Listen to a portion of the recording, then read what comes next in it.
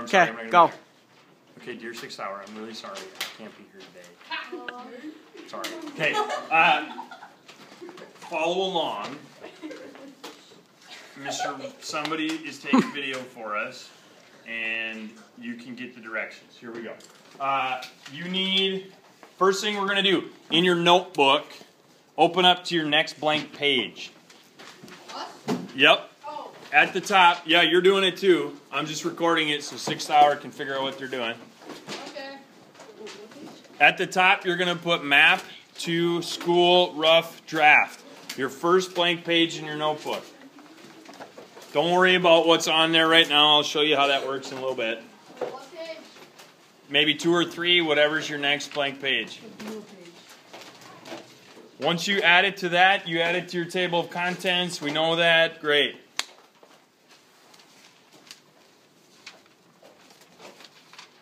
Okay.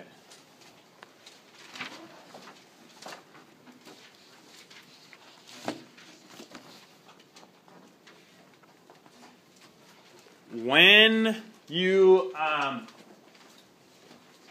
should have this little half sheet of paper. If you don't have it, you can get it in a little bit. It says map your way to school. We're going to create a map, and I want you to have something familiar to you. So hopefully your route to school is familiar to you, and so that's what we're going to map. Some things that we're going to include in our map.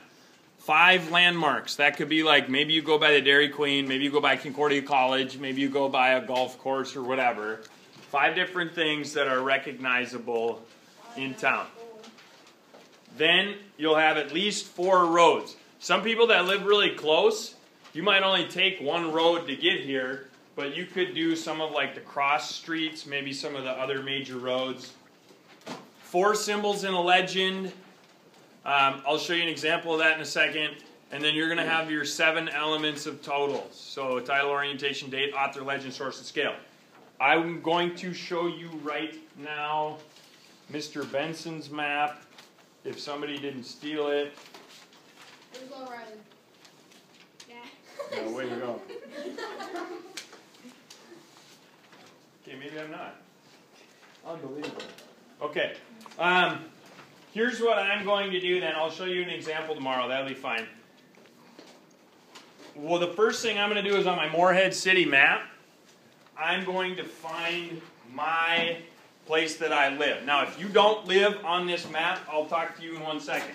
I'm not going to tell all you creepers where I live, but I live kind of over by Concordia, kind of by Woodlawn Park, kind of by the post office. So I circled where I'm at, like right here. Then the next thing I had to do was figure out where Horizon Middle School was, and I found that kind of on the right side of the map over here. I just circled that kind of for my own reference. Can we swear it? Sure. Then, my rough draft and my final draft of my map are going to be a rectangle. So, I am going to next make a rectangle that includes both Horizon Middle School and the place that I live. Okay, again, if you're somebody that lives, maybe you live in like Craigness or you live in Sabin or Mars, whatever, hang tight for a second and I'll help you out. So make that rectangle kind of around your area. Now, if you lived, maybe you lived down here or something, and your rectangle needs to kind of face upward instead of sideways like this, that's okay too. Okay, that's totally fine. Once I have kind of my rectangle around, and if you need help with that, I'll help you with that. Once I have my rectangle, I can kind of look at my piece of paper, get it turned in the right direction, and when I'm looking at my rectangle on my map, I know that Horizon Middle School kind of goes in the lower right, so I'd put that in the lower right. Okay, I'd put a little Horizon Middle School. Then I look back here and I see, okay, well, my house is here, so I'm going to put it kind of right there on my page. And then maybe the next thing I do is I start kind of filling in a few things that I know go kind of in the middle. So if I look here, I see Highway 52, is going right here. And maybe I put that across my page kind of in that spot. This would be 12th Avenue, the one that's right by Horizon. I saw MSUM, so I put that in. I'm just going to start kind of piecing this together with things that I know are in the middle of my rectangle here. Now, if you don't know some of the names of the roads or something, that's okay. Tomorrow we'll pull out our Chromebooks and whatever, and if you can't figure it out from this map, we'll use those, and if you need to Google Street View it or whatever to get a landmark, we'll do that.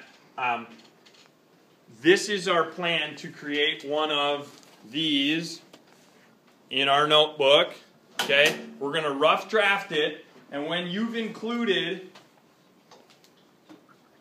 on your rough draft all of these things, then show it to me, and we'll start our final draft on it. I'll give you another sheet of paper.